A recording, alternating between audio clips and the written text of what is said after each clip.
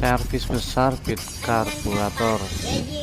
Langkah awal setelah pembongkaran ialah membersihkan kerak pada head yang sangat membandel karena udah puluhan tahun bro. Pertama kita semprot pakai karbu cleaner dan diamkan beberapa saat.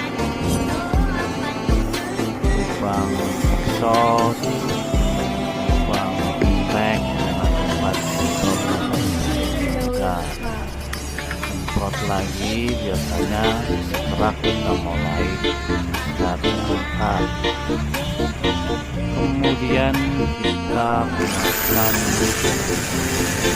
kawat ruas kawat oh ini biasanya keraknya